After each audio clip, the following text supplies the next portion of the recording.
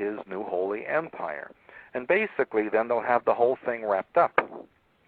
Because, have you heard of the concept of Maitreya? Oh, yeah, many, many years ago, there are people who claim he's walking around here and there. And, of course, it's all a bunch of mind control and programming. Okay. Now, how does the Merovingian bloodline play into this whole role? Well, that was the mix between the Khazars, who were more of the reptilian Sumerian lineage, and the Celt/Magdalene lineage that merged in France and became the first Illuminati line as we see it today. That broke down, or became, as we have it now, into 13 ruling families, only one of which is allowed to be the head or the Pindar of the Illuminati. And for the last 800 years or so, that's been the Rothschild family. But what we're seeing now is that other families are trying to usurp that or take the power themselves, like the Windsors and the Romanovs. That's why Russia is getting as aggressive as it is again, because we're seeing a battle amongst the Illuminati themselves. So they would have had a New World Order already if they weren't battling amongst themselves? Well, you can say that they do have an agenda where they hope to have this achieved by 2012. That's the real reason or significance of 2012. It has nothing to do with the Mayan calendar. But think of them as a chairman, board of directors of this large corporation, and only one could be chairman. So even though they all work for the same people and have the same goals, only one could be the chairman of the board, and that's what they're trying to do. Hey, Andre, you got a question? You're online still. Okay. What about Colt? I have a question. Where does the Vatican play into the whole New World Order?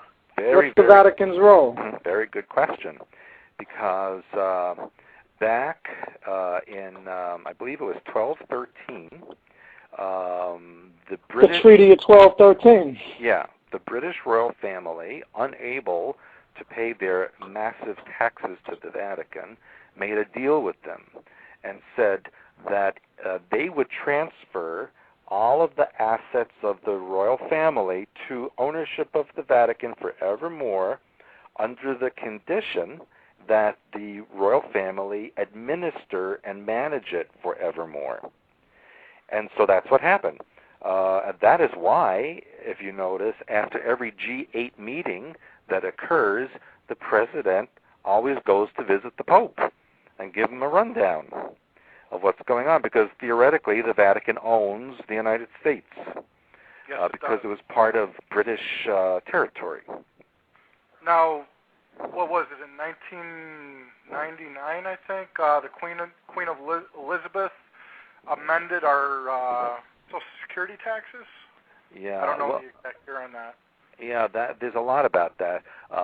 In fact, what people don't realize is that the U.S. Postal Service is owned by the Bank of England, which is owned by the royal family, and the United States is a corporation.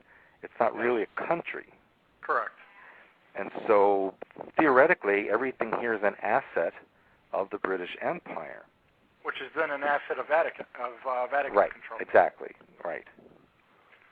So when the Queen of England has jurisdiction over our Social Security tax, that kind of tells you something, doesn't it?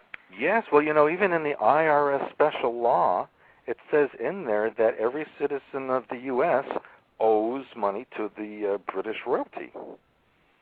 If you go and read all the tenets of the IRS.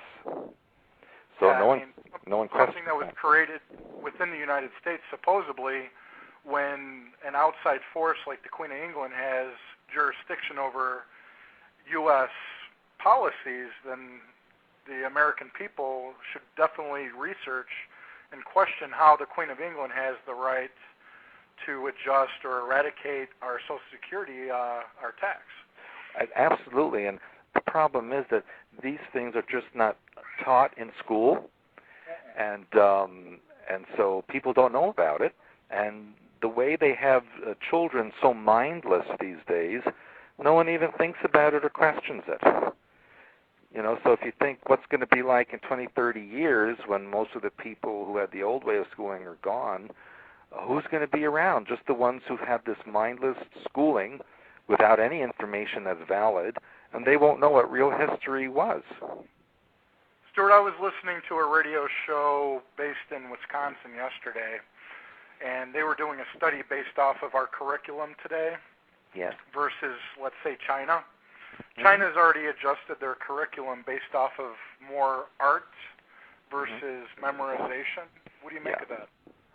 Well, you know, it's a mindset. China thinks differently, or I should say East Asian personalities think differently than Western personalities. If you look at their language is art. It's calligraphy. It's not letters and words the way we know it. So they learn better that way. The radio show talked about how China saw the future as far as memorization is not of great importance today, but innovation, where the arts curriculum is going to be of more importance than memorization, memorizing dates, history, things like that. Yeah. And innovation isn't something that's really being taught in America anymore. Well, you know, I look around a lot of places. I mean, I travel extensively all the time. And I would have to say that in Western Europe, and especially in North America, there really is no education. It's simply babysitting children from 9 in the morning to 3 in the afternoon, and basically filling them with nonsense. And brainwashing them. Basically, yes, absolutely. And there was something called Education 2000 that was big in the 90s, where every country in the world had to teach the same information about history, math, science, etc., so that all children everywhere would just be equal. They would not know any more than the other. I had clients who were teachers, who were principals of schools, and they would tell me that they would get this report every September of what they had to teach, and they were just appalled by it, but they were powerless to change it. And they don't encourage critical thinking at all. I was kicked out of high school at 17 because I asked too many questions. And I have a little brother who just turned 17, and he's experiencing the same problems right now. He was brought to the principal's office earlier on today because he questioned his teacher about 9/11. Oh boy, that's not something you do in school without being a target, you know. Right. So to me, the whole purpose of the educational system isn't to educate, but it's to brainwash the kids into being good, obedient workers and nothing more. Oh, absolutely. Follow the system. That's it. Yeah, I call it the Borg. They're becoming the Borg. You know, all robotically connected to central intelligence that tells them what to do and when. They have no self-identity, and if you notice, most of the young people, especially the males, let's say between the ages of 16 and 35, most of them have no ambition to do or be anything. At all. Yeah. And I see this all the time, and many of them just, you know, think the world owes them something, and they just lay around, do nothing, and have no expectations. Would you say that the main goal is world socialism and totalitarian government? Well, yeah, and you know what? We already have it.